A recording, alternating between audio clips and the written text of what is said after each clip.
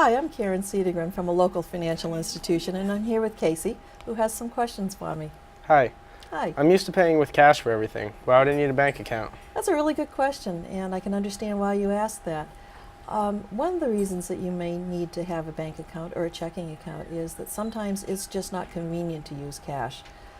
If you're paying a bill, for instance, a utility bill, very often, or most often, I would say that those companies don't want to receive cash, they actually want to receive a check. The other thing about having a checking account is it opens up your ability to have a debit card.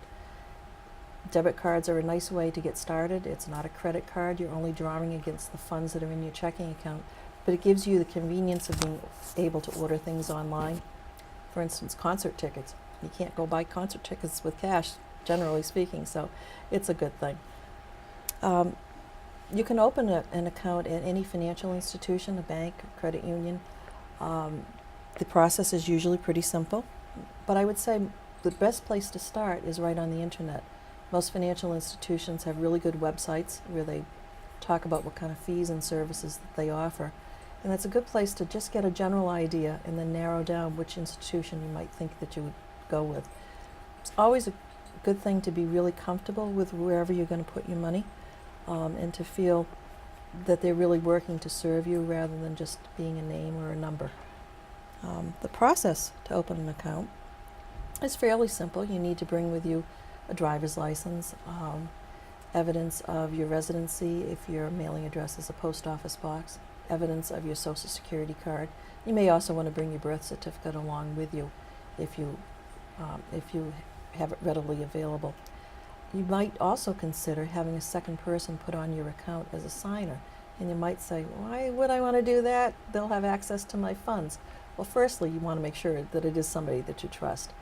But I can give you an example of what happened in my own family. When my son was in college, he went to Tasmania for a semester abroad, and he had bank accounts. Luckily, he had my name on them as a signer as well, because I received an email from him saying, Mom, I need money in my checking account. It's in my savings account. I don't have any other way to get it in there. Can you move it for me? And yes, I was able to move it in there for him, so he was able to purchase the tickets that he needed online. So it was a good solution, and it's a good thing to think about. That sounds helpful. What other kinds of questions should I ask the person opening my account? Well, you should ask them what other kinds of services that the institution offers. I mean, obviously you're looking at a checking account at this point, but at some point you might be looking at car loans or even house loans at some point. You should ask whether they have online banking services. That's something that's very convenient, especially if you're away from home. You should be asking if you can have a debit card. And you should also ask if there's any fees and service charges that you're unaware of. The other thing that is a helpful thing to have also is a overdraft protection feature where you could draw against a savings account if you goof up on your checks and you don't have enough money in your checking account to cover it. It happens. It's not the end of the world, but it happens. Sounds pretty easy. Is there anything else I should know? Yes, there is. One of the things that's really important is when you get your statement each month to please open it and make sure that all your transactions on there are really your own. This is a time where identity theft is a huge crime in the United States, and one of the ways to make sure you're not being a victim is to make sure that all your transactions are really yours. You should also consider getting a free credit report each year. You may say, why do I need that? I have absolutely no credit. I'm in high school. For heaven's sakes, what are you talking about? Well, if somebody's using your Social Security number and your good name to get loans fraudulently, you need to know that, because that is identity theft, and there are steps that you would need to take to prevent that. One of the last things, though, is that if you run into trouble with your account, the people at the bank or the credit union are there to help you.